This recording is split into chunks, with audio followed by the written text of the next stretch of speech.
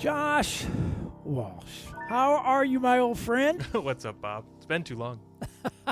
It's been too long. In fact, the last time you were on JazzPianoSkills, I think I looked that up. I think it was like last year, October sometime. I was going to say like 6 months, maybe more. Maybe it's been 8 months. Yeah, somewhere along those lines. So it's too long to go without my but Dr. now you're Bob back. fix. There you go. Here we go, man. But you know what? I'm really excited today because you and I have been kind of quietly behind the scenes putting our heads together with regards to doing a little collaboration. Yes. And what better guy to collaborate with than you when it comes to talking about transcriptions? Because I know you have a very deep, fond love for transcribing, and you've been transcribing for how many years, man? As long as I've been playing jazz, so a decade at least. Yeah. So I've gotten more serious. Piano I'm sorry, I cut you off. I've been doing go it ahead, more man. seriously, I would say, the last like 3 or 4 years.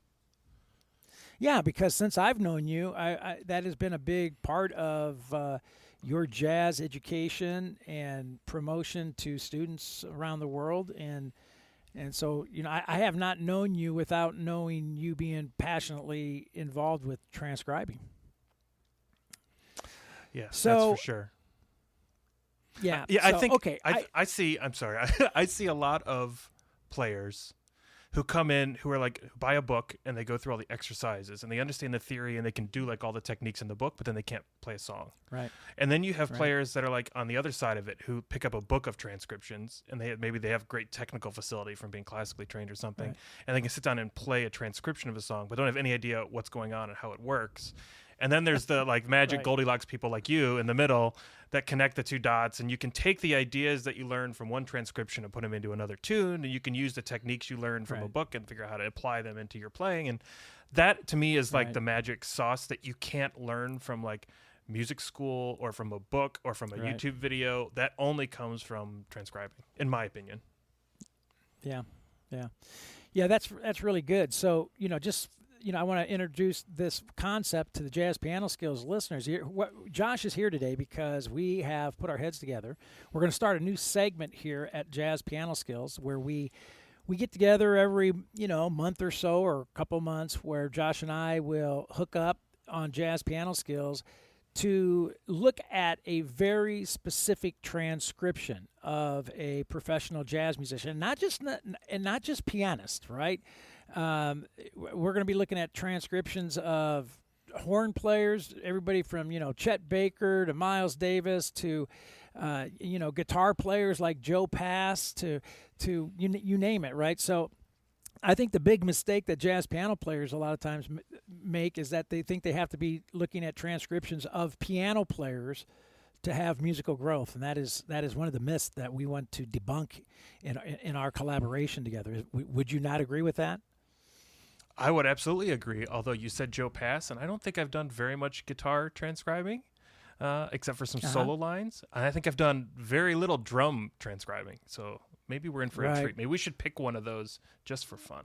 Yeah, guitarists are fun. Kenny Burrell. I've done a lot of Kenny Burrell's transcriptions and Joe Pass. Well, Joe Pass is like I always think of Joe Pass as like the Oscar Peterson of guitar, man. So all right. Well, you can do Pat Metheny next time. Oh yeah, man. I love Pat Metheny, man. So all right.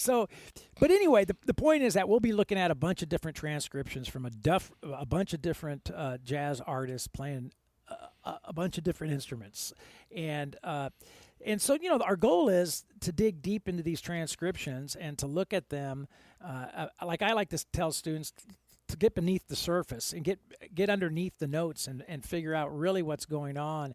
Because the way I look at transcriptions, Josh, I look at transcriptions. If I'm looking at a Bill Evans transcription and studying it, I always approach it as Bill Evans is my teacher.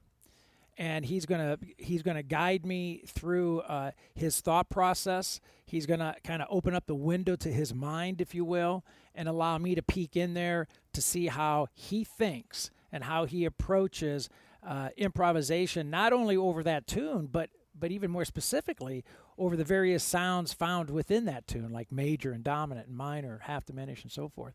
And so I always like to approach transcriptions of like, I'm spending time with Bill Evans, and he's my teacher, and he's guiding me. How do you approach it? I feel the same way. My piano teacher told me that I should hire a teacher that sounds like the way I want to sound. But the problem is, like, I can't go call Bill and have a lesson with him anymore, or Oscar, or whatever, right? And so, but we have his transcriptions. Yeah, you have his transcriptions, you have his recordings, right? Right. Yeah. So, okay, so before we get in more about talking about the specifics of transcriptions, and, we're going to spend this episode really kind of talking about some of the do's and don'ts, and a little bit about the guidelines that we're going to be using and the approach that we're going to be taking with our collaboration moving forward with the transcriptions when we start launching them to the Jazz Piano Skills listeners. But I want you to take a moment right now and share with the Jazz Piano Skills listeners, you got a big project going on right now, which ties in beautifully to what we're kicking off here at Jazz Piano Skills. So I want to just turn the microphone over to you, my friend, and let you kind of brag a little bit about what you're doing there. Yeah, I mean, so I started a YouTube channel in December or so to extend what I was doing. I run a website called jazzlibrary.com, jazz-library.com, right, that has a bunch of free educational stuff in it. I expanded that into YouTube and video production and all of that stuff about 8 months ago, about the time you and I chatted last, because you were one of my first guests actually on that channel. Right. And I've been growing that audience and building that kind of stuff and working on, I don't want to give away too much yet, but there's some fun premium content coming soon. Very good. And that premium content being transcription based? Well, okay, so there's two parts of it, and I don't want to give away too much of this just yet. But I'm just going to keep pushing you, man. I'm going to keep pushing you till you give away. No. You give away stuff. No. The Dr. Bob audience is a good secret circle. It's fine. No. So it's half of it is like just fundamental concepts. There's some overlap with the kind of things that you do, like different voicings and approaches and phrases and rhythmic patterns and kind of the vocabulary you have to have in order to understand the transcription. And then the other half of it is literally just tiny transcriptions. I have this process called dupe, which maybe we can go into if you're interested, where I take, let's say, like a 2-bar or 4-bar phrase out of something interesting that I'm listening to. I deconstruct it.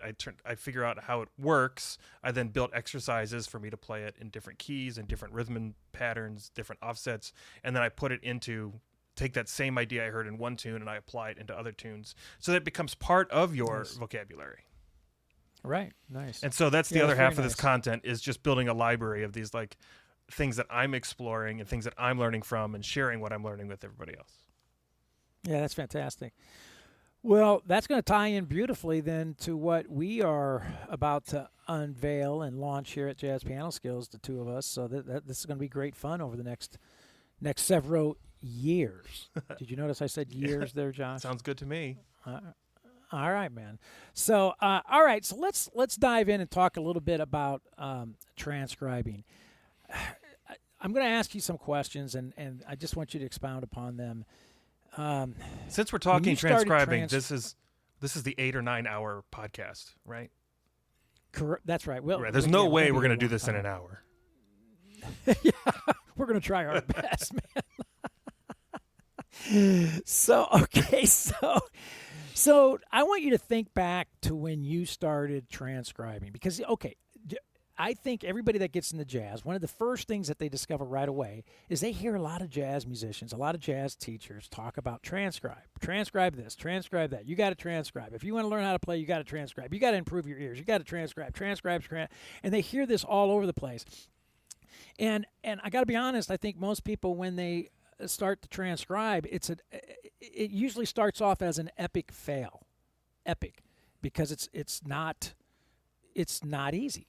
So I want you to kind of turn back time a little bit and go back to when you first started transcribing, and I want you to address some of the hurdles that you had to jump when you started transcribing, and I want you to also explain how did you successfully jump those hurdles? What did you do to get over those hurdles? So I started with transcriptions by buying them and playing them. instead of doing the transcribing myself. And there's some benefits to that. Maybe we'll talk about why we should transcribe here in a second. But this is a difficult subject for me, to be honest with you, because the reason that I was drawn away from my classical training and into jazz was this idea that you improvised, you played on the fly, you played stuff that was in your head, coming out of your head spontaneously in the moment. And I was kind of not understanding well at the time that even though you're improvising and making stuff up in the moment, those are coming out of things that you pre-prepared, things that you had thought about before. So I was mistaken in my early thinking in that, well, there's no point in learning to play this Oscar Peterson transcription because the next time Oscar plays it, he's going to play something totally different. And so I used transcribing in the beginning to kind of work on my feel. So I could try to get my articulations and my timing and my rhythm, and frankly, just to have fun, just jam out alongside the recordings that I listen to and play along with them. And then I started to notice things like, oh, well, this, bebop scale that I learned, well, here it is. Like I recognize it in this thing, and I start to recognize those types of things. And then my approach to transcribing completely flipped. So I actually do very little transcribing of whole tunes or even of whole solos. Like I mentioned a second ago, I spend most of my time, I listen to something and I'm like, what in the world was that? That's awesome. I want to know how to do that. And I focus in like a laser on like 4 bars or 6 bars and figure out what that thing is. And then I may or may not expand and do the rest of the tune or not from there. Because it's just, I guess it matters what your goal is. Like I said, if your goal is to get the Oscar Peterson feel, then play a lot of Oscar Peterson transcriptions and pay attention to your timing and swing feel and articulation with that. But if your goal is to kind of deconstruct things, then it's different. So I see there's a couple different reasons you might want to learn to transcribe. One would be just because you want to learn to play like them. I know I have a lot of classical friends who pull up an Art Tatum thing and can sit down and play T for 2 or whatever because they just have the facility to do that. I don't. Or maybe like more like what I want to do is I want to study it. I want to understand why it works and how it works and what I can do with it. Or maybe you're just doing it for ear training, which is another great reason, right? Just there's nothing that does more for your ear than listening and recreating what you hear. And that's kind of the gist of it. Does that answer your question? Yeah. Yeah, it's great. I think the big myth right there that you debunked right away is that when you transcribe that you have to transcribe the entire solo, for heaven's sakes, right? A lot of people start off like, okay, I'm gonna transcribe Red Garland, Foggy Day in London Town, and I'm going to start at the beginning and go to the very end. And you can certainly do that, right? I mean, there are folks that love doing that, but the reality of it is, like what you just said, you hear something that maybe Red Garland plays or Bill Evans or whoever, Oscar Peterson you mentioned, and you go, man, I want to do that. What was that? And you zero in on that and transcribe that, and it might be 2 measures, it might be 4 measures, heck, it could be a measure, right? So I think the first kind of myth that exists out there is that when you sit down to transcribe, you pick a solo and you have to transcribe the entire thing from measure 1 to the last measure of the piece. Yeah, don't underestimate what you can learn from like 1 or 2 bars. Like you mentioned Red Garland.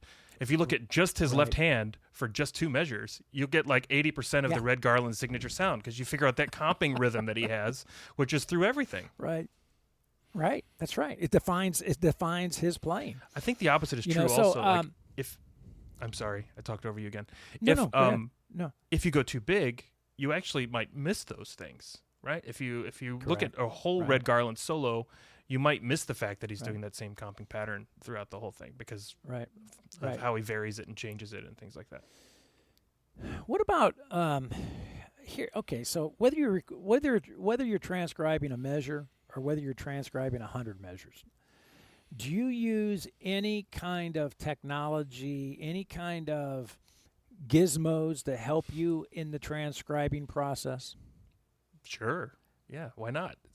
like I use any. We'll share. I'll give away the goods. I use AnyTune, which is like a slow downer app, which is fantastic. I'm familiar with that. I use my electric keyboard because when you're listening to old recordings, the tunes, they're not always tuned to 440. Like the mastering process makes them drift. Right. And so you need to be able to adjust and match and do that kind of stuff. I actually use this a lot, a melodica, instead of my piano. Okay. So this is one of the things I hear people do that I think I would recommend they not do, which is like, don't sit down with a recording and slow it down to 50% and try and like just test the notes until you get the one note that matches. What I would recommend you do is you like learn how to sing like the little phrase that you're trying to transcribe and sing it, and then transcribe your singing instead of transcribing the recording. So if one way you like use the recording to get in your head, and then you use the transcribing to get what's in your head. That's a great. Paper. That's a great tip right there, man. That's a great tip, because what you just said is how I started transcribing, dude. I know you're too young to remember this, but I certainly, it was part of my childhood. I had a Marantz tape deck. I don't know. It was a cassette tape deck. I know a lot of. Well, I don't know. I'm pushing 40. I know what a cassette tape is. You all right? Okay, you know what a cassette tape is. What about 8-track? You know, I know what they are. I don't know if I've ever touched one. You know what they are. Okay, man. So anyway, I had an old Marantz tape deck that I started off with transcribing, and that was considered some high technology there, because I could actually flip the button. There was a button on that tape deck that I could flip where it would slow down the recording 50% without changing the pitch. Oh wow! It didn't even drop it a fifth. Well, yeah, no. It would just slow it down, and you could still. But here's the problem. I was doing exactly what you were saying. It was painful, because I was sitting there going zit zit zit zit, rewinding zit zit zit, trying to find the note zit zit zit, and it was painful, as opposed to listening to the phrase like what you just said. Listen to a phrase, listen to it over and over, sing it, and then transcribe your singing of that phrase. That's huge. The other thing that's kind of similar to this is I don't start with the notes either. I start with the rhythm. I find that gives me the structure, because sometimes you get lost. You're like, oh, this is like a 16th note triplet thing, but how far into the line am I? How much further do I have to go? Am I listening for 3 more notes or 2 more notes or what? If you get the rhythm out first, all of that is solidified. Right. Yeah, that's really good. So yes, now today there is a lot of applications, like you just mentioned, AnyTune, which slows down, which allows you to slow down. I have never used it, but I'm familiar with it. Right? It's the same kind of concept where you can slow down the recording and pick off the lines. Yeah, and you can change the pitch. So if you want to put something in another key, you can do that. If you want to loop a specific segment, you can go from this bar to this bar and have it loop. Oh, good. Yeah. So you got much more control. It's like $20. It's like, as a jazz player, it's like the best $20 you'll ever spend. Yeah, that's awesome. Okay, so all right, so then once you got your transcription done, you used all your gizmos, you got your transcription done, whether it's 4 measures or 40 measures, irrelevant. Then what's the next thing you do then? You have it, now what?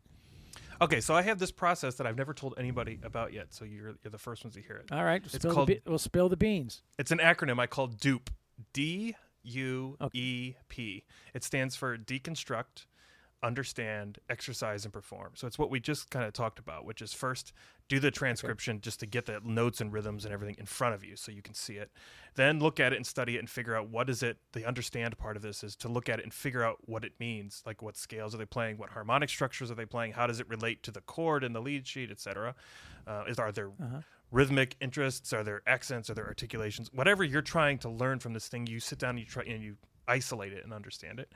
And then you write yourself an exercise so that you can learn to play it. Just start by maybe repeating exactly what's in the recording you're transcribing, then maybe shift it off a different rhythm, speed it up, slow it down, put it into a different key. Try it, instead of starting on the 3rd, try it starting on the 7th. And experiment with it, learn it, and all of that kind of stuff in different keys and all of those things. So you build like a little exercise. You can put it in the circle of fifths and really internalize it. And then the last one, P, is perform, which just means put it into a song. So play, several of the, pull up 5 or 6 of the standards you're working on right now and try to put that thing into it somewhere. And by that, I mean not spontaneously. I mean like look at the lead sheet before you start, pick out a spot. At this point, I'm going to put this thing into it and I'm going to play it, and then see if you can do it. Yeah.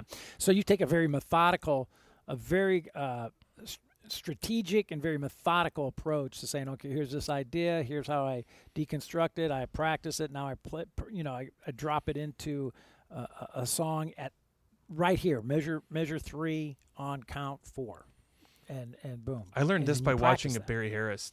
I learned this by watching Barry Harris teach the blues, where he says, okay, here's a line. There's this great video of him on YouTube of teaching the horn players how to play the blues, and they invent a line together. And then he tells the rhythm section, go, and you put the line where it belongs. But he didn't tell anybody where it belongs. You had to figure out from the line structure what the harmony was to learn. Oh, right. And, nobody got it right the first time. And the second time, one of the saxophone players put it right on bar 9 where it was supposed to go. And then other people started picking it up. And that's when I realized, you can't just willy-nilly put it in anywhere. You got to be strategic and think about, where does this thing belong? Right.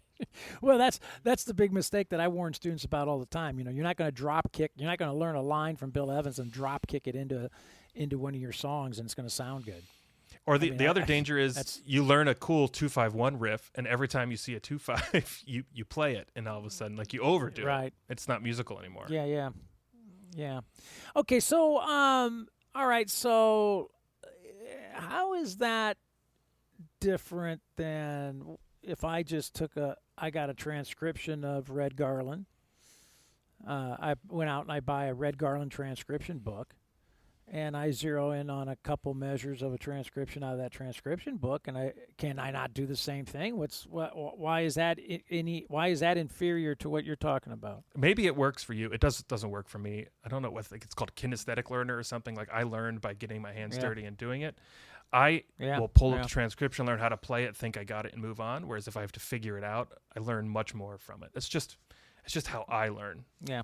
I have this project going where I'm building my own real book. So I put my real book. It's right there. Actually, it never leaves that shelf now, because I'm like, I hear a tune, I transcribe it, I look at it, and that goes into I use Fourscore on my iPad as my music thing, and that's where all my real book tunes go. But I write my own real book by doing my own transcribing.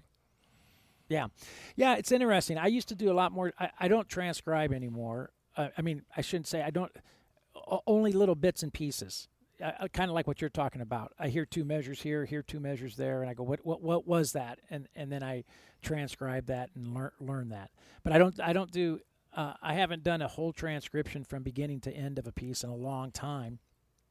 Maybe since the market got flooded with all the transcription books out there, that of artists that you can go buy, for everything from the Charlie Parker Omni book to there's Oscar Peterson transcriptions to you name it, right? So I like to, I do go to those resources quite a bit, and we'll take a transcription and then analyze it, break it apart, study it. I like to look at musical phrases, like if I'm doing like a Charlie Parker, looking at a Charlie Parker transcription, maybe from the Omni book, I like to go through and maybe look at all the major sounds inside the solo, and how is he treating that major sound? Are there any similarities between the different major sounds in the piece? Is he starting on the 9th of the sound? Is he ascending? Does he like to ascend using scale motion on that major sound, or arpeggio motion, or what kind of aspects of the sound is he using? The 9th, the 11th, the 7th. What's he focusing on? So I kind of like to get kind of heady, kind of intellectual with that kind of stuff, and then I like to go, okay, this is what he's doing. This is how he likes to treat the major sound, and then I go to the keyboard, and then I start trying to imitate that approach, that very approach, and start to, from that imitation, then start to. Did your real book fall over? Something fell over. I don't know what it was. I heard it too. Heard a clunk. So, yeah, I heard a clunk too. So what I like to do is kind of do a real I get heady with it now, to where I like to see how's he thinking when he plays a major sound. And then I like to take that approach, to go to the keyboard and start developing vocabulary, my vocabulary, utilizing that approach. What are your thoughts on that? Sounds very, very similar to what I'm doing. The difference is just I like to start with a blank sheet of paper and put the notes on it myself instead of start with somebody else's. I think I'm tainted because I spent so much time just playing out of the real book, and there are a lot of mistakes in the real book. To say the least. Yeah, and so if you don't have that skill to build it from scratch, you kind of don't have the ability to recognize when they're wrong. So I don't know. Yeah. Okay. I don't think there's anything wrong. Yeah, Do you know I agree. There's this touring electronic kind of jazzy musician named Anomaly. If you haven't looked him up, he's amazing. And he did this interview where he said, everything I learned about soloing, I learned from the Charlie Parker Omnibook. Oh, really? Wow. I mean, there's a lot to learn in that book. Well, there's no doubt, right? As a piano player, though, it's kind of tough because, alto saxophone lines don't always translate perfectly to the piano. There's some awkwardness. There's some clunkiness there, Some do, some don't. So, and that's a reality too that we have to, take into consideration as we move forward. When we're looking at horn transcriptions of horn players, we have to take in consideration that they're horn lines, and sometimes they don't lay out as well on the piano, and vice versa, right? I remember the first time I took one of my arrangements into the 1 o'clock lab band at North Texas, and I passed out my chart. I was all excited, and they started playing it, and I stopped the sax section, and I said, what are you playing? And the lead alto player said, what you wrote. And I said, okay. And I said, okay. I said, it didn't. I said, that's not sounding. I said, that's not sounding like. That's not sounding right. And he said, that's because you're a piano player and you're writing piano lines for a sax section that it doesn't translate. And so that was a huge lesson for me because I realized at that point, when I wrote for saxophone players, I needed to write lines that saxophone players play, not what piano players play. And my piano. And so anyway, my piano teacher had me do this. I'm sorry. There's a lag. No, go ahead. I interrupted you. Yeah, I get it. My piano teacher had me do this thing where he had me write what he calls a dream solo, which is just like take the changes, take your time and think about it. Don't be so spontaneous, but actually write out what you think would be a great solo using all the facility that you have. And then he had me transcribe Stan Getz's Pennies from Heaven. So we compared what I did to what Stan Getz played. And he's like, well, what do you notice that's different? So I actually went through, I don't remember the specific numbers, but something like 78% of the time Stan Getz started on an offbeat and ended on an offbeat, each of his phrases. Yeah. And mine was like 25% of the time. And I was like, oh, well, that's why it doesn't swing as hard, right? And so that's something now that I notice about myself that I can, next time I write something, I can try and bump it up to 40% or 50%. See, Josh, that's exactly what I'm talking about. That's a great aspect. That's a great takeaway from transcriptions, right? What you just talked about right there, right? That's the kind of thing that I love to do when I look at a solo. I like to try to get into the mind of the player and how he approaches the craft, how he approaches the art. So you mentioned earlier something that I think is really, we just said it and we moved on from it very quickly, but I want to go back and I want to spend a little time talking about it. You said the very first thing that you do when you transcribe is you zero in on the rhythm, writing out, transcribing the rhythmic lines. How incredibly important that is. I lost another one. I don't know. What's your cat dying back there? I don't know. What's going on? I don't know. Something. Okay. It's an earthquake or something. I'm expecting like a cat to jump up on your head here any second now or something. So anyway, the rhythm. So, talk to me about why it's so important, and talk to the Jazz Piano Skills listeners why it's so important. I think first and foremost, before you even look at notes, is to work on your transcribing of rhythmic skills. Actually, you taught me this, Bob. So if you remember back 8 months ago, you told me that when you start thinking about making your lines more interesting, you start with snare drum rudiments, right? You start by thinking about a rhythmic line and you almost like scat the line rhythmically, and then you put notes to that rhythm. That's actually the same kind of thing I think I'm doing with the transcription, is learning how the rhythm, I guess to me, the rhythm is more intuitive or simpler for me to pick up on first than the notes are. There's just fewer possibilities maybe. And so I can write down, even away from the piano or the instrument entirely, I can just sit down and notate what the rhythm is and then go back and fill in the notes afterwards. I find sometimes I just get lost. I'm like singing a little part of a phrase to match the pitches to figure out what pitches it is, but I forget where in the measure those pitches belong. And all of a sudden you have a lot of like rework to do to try and put your transcription back together because it's all shifted some way or another. If you start with the rhythm, you just eliminate all of those problems. Yeah, right. If you have the rhythmic roadmap laid out, then you go through and you just drop the notes on top of it. Right. Exactly. In fact, this is how I do my whole arrangement. I start with a blank sheet of paper, and I start simply by just counting the bars. So I'm away from my piano. So I listen to the recording and I just count. Okay, it's a 32 bar head, right? So I make 32 bars on the paper. And then I listen to it again, still away from my instrument entirely. And I write down anything that I notice. So I'm like, okay, in bar 4, I know that's a 1 chord. So I put a 1. Or in bar 6, I know it ends on a 8th note triplet. So I'll mark in the rhythm, 8th note triplet. And you just kind of go through it, like, I don't know, 10 times, filling in as much as you possibly can without being at your instrument at all. And you'll find the more that you do this, the better at this you get, right? You'll start to recognize, oh, that's a 2-5. I don't know what 2-5 it is. I don't know if this is the 2-5 to the 6 or the 2-5 to the 5 or whatever, but I know it's a 2-5. Right. So you mark 2-5 in parentheses or something, and you, over time, you start to get good at this, or you can do it even sitting away from the piano and get a lot of it done. And so I find, like I felt the structure, filling out the figure out the first 32 bars first, filling out the rhythm first, gives me just a framework of which to lay everything else on top of. Yeah, that's fantastic. That's really good. You also just mentioned another point that I think is really important that we want to stress to the Jazz Piano Skills listeners out there. I can't begin to tell you how many times I say this to students. I think maybe every single lesson, and I think a lot of times it goes in one ear and out the other ear, but I keep repeating it, because good teaching keeps repeating until it finally, sinks in. But the importance of the study and the practice of music away from your instrument, absolutely crucial. So talk a little bit about that and how that has made an impact in your development and your growth as a pianist and specifically as a jazz pianist. You ever met someone who says, I have perfect pitch, but I don't really use it when I play?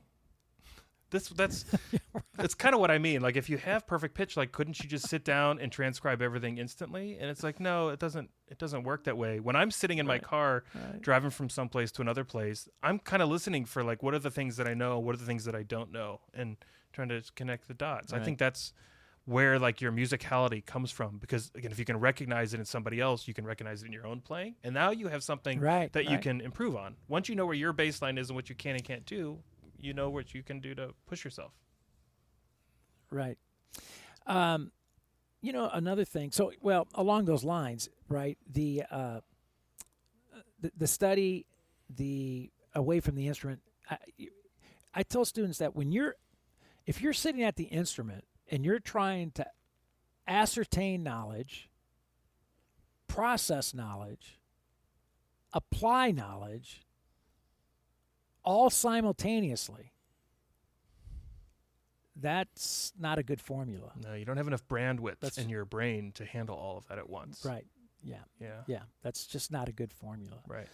And I think that's another myth, that I try to stress that to parents, especially of like junior high and high school students that I may be working with, that I stress to them that I give them a lot of practice time,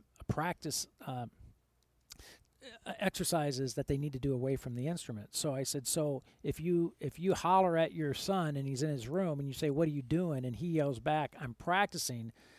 Don't think he's being sarcastic because the piano's out in the living room and he's in his bedroom.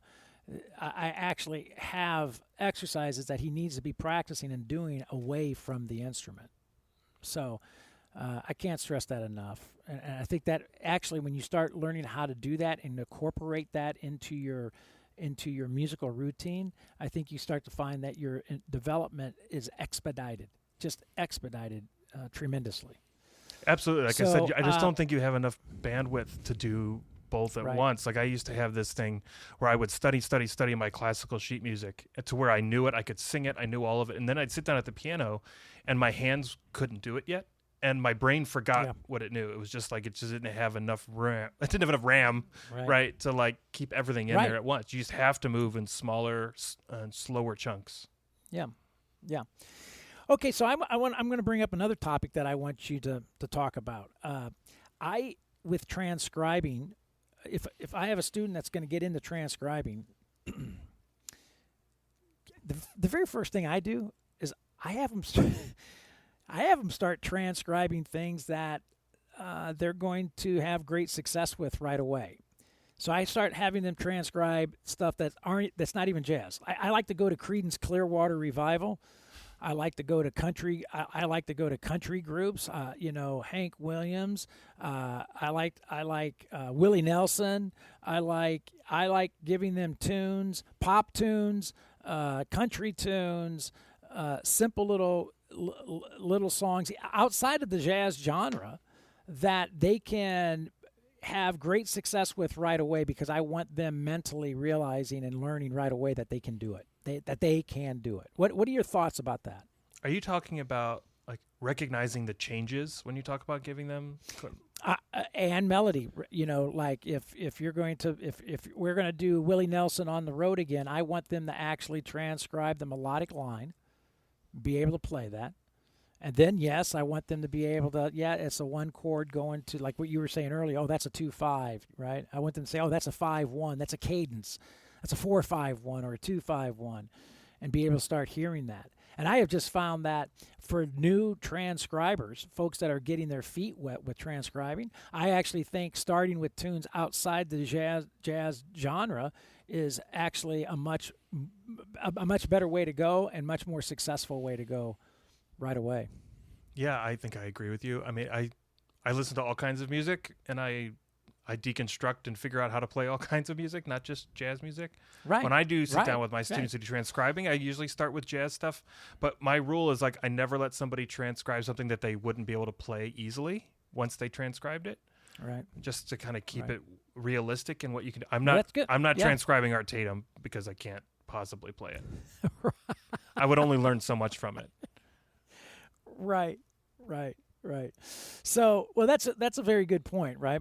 So what I'm trying to do is just if somebody's wanting to transcribe, I'm wanting them to have the good experience with it from the get-go, because otherwise, I've seen so many people hang it up very quickly because they think they can't do it because they're tackling Stan Getz' "Penny from Heaven" as the first transcription. I'm going like, okay, wow, okay, good. That's a lot to bite off for your first transcription. Yeah, I think just take the pressure off. Just 4 measures. Just do 4 measures. Yeah. Do these specific 4 measures. Yeah, and it's in the key of C, right. and I'll give you a hint. It's all diatonic, so it's all white notes. Yeah, right. And start there. Right. Yeah. So, okay, so how successful have you been then? Let's talk about the success rate that you've had. What does it mean to be unsuccessful? Let me ask you that. Well, I'm curious. How successful are you with when you transcribe a 4-measure line from anybody of actually retaining that and that becoming solidified within your jazz vocabulary, that now that's something that rolls off of your fingers at will when playing standards or playing jazz tunes? How successful have you been with that? If I put it through my dupe process that I told you about, which is that methodical, take it from transcribing all the way into twisting it around and playing with it in different keys, it's really sticky. But that's because I do that for a week or 2 weeks with that one thing for a few minutes in every one of my practice sessions. It's pretty sticky. I'm not the most disciplined at doing that every time that I transcribe something. We were texting just the other night about this Kenny Barron thing that I heard, and I was like, I figured it out and learned it. I'm not sure I still remember. I'm not sure I still remember it today. It was like 2 days ago. I need to spend more time with it to really make it sticky. So sometimes I do it just because I'm curious in the moment and it falls out of my head, and I probably learned something from it, but I couldn't tell you what it was. But then if there's something I'm really serious about, it's pretty sticky for me. That's good. Yeah. I don't try to take lines, and I personally don't try to make them sticky. I like that word that you're using there. I like to take lines. The way I look at any line from any transcription, something that I've transcribed, I always like to look at it as a launch pad. I like to look at it as a way that's going to help me, lead me to my vocabulary, help me uncover my reservoir of ideas that are being launched from that idea.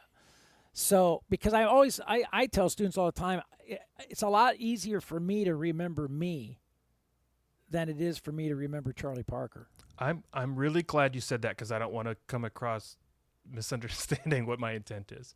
I do not assemble my own solos by like stringing together this thing from this guy and this thing from this guy and this thing from this guy, right? So I think of this. I think of this like like you. If you were like, here's an analogy. Like if you were learning to be an artist, you might pick up a book that teaches you how to crosshatch these strokes this way, or how to make thick strokes, or how to make thin strokes. Yeah. And so those are all techniques that you need to do in order to draw a painting. But if you never use them to make a painting, like what was it for? I guess you're better with a pencil than you were when you started, but like you aren't getting any closer to the goal at the end. I think about learning these, whether it's building a bag of tricks, like filling a bunch of blues licks in your bag or something, as things that I practice and things that I think very intentionally about when I practice, so that when I perform, I shut it off. I don't worry about it. I let my hands go where they want to go. And I find I don't generally completely mimic the licks that I heard before, but whatever subconscious part of my brain that was built by doing them methodically comes out creatively during the performance. Yeah, that's nice. Yeah. Do you ever take an idea from somebody else and then move that idea around within the sound of the chord or the progression? In other words, if I like to take an idea, if I have an idea that, say, I've taken from Chet Baker, where he plays, he enters from the third and arpeggiates up to the ninth. Well, I like to maybe take that same idea and then say, you know what, I'm going to do the same thing, but I'm going to enter from the 5th and take it to the 11th, or I'm going to enter from the 7th and take it to the 13th. So I actually take the idea, but now I'm actually adjusting that, moving that idea around within the sound. Yeah, that's the exercise part of my dupe process. I take that idea and I shift it around. Like you said, maybe the original started on the 3rd, but now I'm going to start it on the 7th. Or maybe it was on the end of 2, and I'm going to start it on the end of 3 instead. Or maybe he played it staccato, and I'm going to smooth it out a little bit. I don't just play with, experiment, get creative with somebody else's idea and explore it. Absolutely. That's where all the value to me comes. Otherwise, you're just repeating what you've heard. Correct. That's right. So also, I think kind of where you were going, like take it out of major, put it in minor, right? Take a major riff that you learn. Absolutely. Take a 2/5 riff and do it in a minor 2/5. Absolutely, 100%. That's exactly right, and that's where the power comes. That's really where I think the power of understanding how to utilize a transcription to really squeeze the full value out of what you're doing and what you're looking at and studying. That's gold. That's gold. That's musical gold. Yeah. So since we're collaborating, I just have to ask you, and with all the listeners listening, since we're collaborating, do I get the dupe process for free? Is that something that I get access to just automatic? I'll trade you. Or is that something? Do I get a 10% discount for the dupe process, or is that something that I'll give all of your million Jazz Piano Skills listeners a discount? All right, you guys heard it. Y'all heard it. So when you go to Josh's website, just let him know when you start. It's not live yet. When it goes live, well, what? I will honor. Once it's live, you just say, I'm a Jazz Piano Skills listener, and then reference this episode. I will honor that. I promise. But coupon code Dr. Bob. I love it. Oh my gosh. So all right. So has there been any transcriptions that have stumped you? Oh my God. That you've set out that you've more set than out the to ones that I transcribe? get. Oh yeah, I fail more than I succeed. Oh yeah. Okay, so this is so important then. This is so important. Talk to the listeners about your failure as transcribing. Awesome. Let's hear it. Spill the beans about your failure. I'll talk about one in this. I'm currently transcribing this amazing tune called My Shining Hour by Ben Patterson. Oh. Go look it up on YouTube. It's an incredible performance. He makes it look like he barely moves. It's just like his hands just glide across the piano. And he has all these riffs that sound similar. They go by really fast. But man, they're just so hip. And I was like, I just can't figure it out. I slowed down it to the point where the audio was so like grainy and garbly that I couldn't figure out if there was a pitch there, if it was like a snare drum, or if this was the piano. Right. And eventually, I've been there, my friend. And so I did this for hours and hours. And then just the other night in the car, I was singing along with it, and I was like, oh my gosh, it's a chromatic scale, right? Like I've known this forever. Right. How did I not recognize this chromatic scale? There's something about just it going by so quickly. Maybe this is one of the ones we should talk about. I learned a lot from this transcription. It's something about it just going by so fast that just like scared me to being able to pay attention to what was the simplicity of what was actually happening. Because I went back through my transcription, now completed, and I highlighted all the places where he uses chromatic lines. And it's like 40% of his solos are chromatic lines. And I'm like, boy, I don't use chromatic lines nearly enough. Like, I do this kind of thing all the time, but like not to the extent of what he's doing. Right. And so I was like, oh, wow, again, like there's something I could focus on. This is a real wow moment, even for someone who kind of sort of knows what they're doing. If you play these really fast chromatic scales and you end on like the 3 or end on the 7, it sounds super hip. Right. Yeah. You know, it's so funny you say. So yeah, that, I'm sorry to answer your question. I get stumped all the time to the point where I can't ever figure it out, and I just move on to something else. Well, and I think that's so important for listeners to hear, right? That this is for all of us, right? We don't just sit down and drop the needle. I'm showing my age here again because I used to use albums, transcribed off albums, but I've also never put a record on a record player. I own some vinyl. There's some back here. But I've never literally like to put a record on the record player and set the needle. I've never done it. I'm feeling really old now, Josh. I'm feeling really, really old. Okay, because I still have my record player. And I still have records. And, it's cool to collect vinyl. But I have a bunch of it. But I've never literally put the needle down. Well, okay, so where I was going for this, and especially for the elderly listeners at Jazz Piano Skills, is that you don't drop the needle on an album and have 100% success rate every time you go to transcribe. You're going to have failures, and so that's just part of the game, right? So I think a lot of times people will make the mistake with the failures is that they walk away thinking, oh, I'm tone deaf, or I don't have a good ear, or that I'm not capable of doing that, and that's just simply not the case. That's just simply not the case. I use Dorico as my notation software, like Alias or Finale or whatever. I use Dorico, and I wrote to them and asked if I could get a question note head option because they give you squares and slashes and stuff. I was like, can I get a little like circle with a question note in it? Because I just want to mark that like there's something here in the rhythm, but I don't know how to fill in the gap, and I literally can't print the music unless I put something there. Man, that is a fantastic idea. All the music notation software should have that. That absolutely should be like standard, Yeah, that's fantastic. So, but, going back to that simplicity thing, I've told this story many times. I remember transcribing a Red Garland solo, and I got it, and I transcribed it. It was an F major chord. And the line went like this, Josh. F, and then he played an A, and then he played a C, and then he played an E. Mm-hmm. And I stopped and I said, that can't be right. My ears are so bad. I went and I listened to it again, and I wrote down F, A, C, E with my F major chord. And I went, man, that's not right. My ears stink. I went back and listened again, F, A, C, E. And I said, there's absolutely no way that Red Garland is playing F, A, C, E over F major 7 because this sounds really hip. This sounds really good. There's no way that F-A-C-E over F major 7 can sound that good. And I was fooled for the longest time because I was just in denial that that was what was going on, like what you're saying with the chromaticism. Yeah. Right? I bet the rhythm was really hip, though. Yeah, it was. Yeah, it was. It was, kind of the offbeat. How he liked to play on the backside of beats and everything with his soloing. But still, even that, it wasn't that complicated. But it just his touch. It was just the touch and the feel and the articulation that just made it sound so incredibly hip. And he was just outlining the chord change, which is cool. When you do it right, it's fantastic.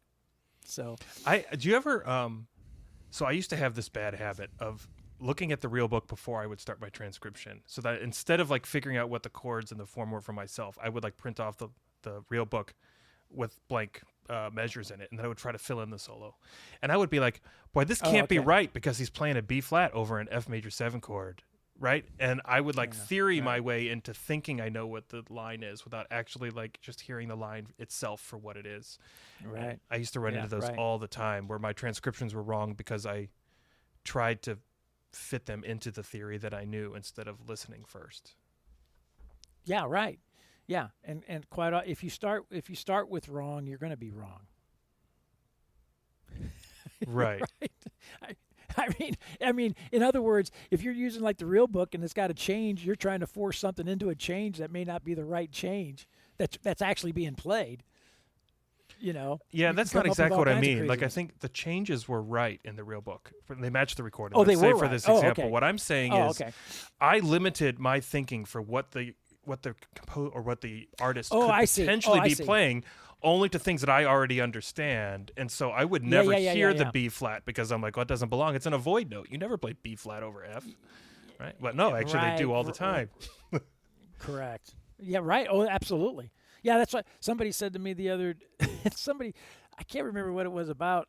I said I can't remember what the question was about, but it was along those lines, something about, I don't know, parallel fifths or octaves or something. And I said something like, well, Beethoven didn't have a problem with it, So, I mean, it's that same kind of thing. We get caught into these rules based on theory, and we think that the musicians are following those all the time, and it's not the case. Yeah.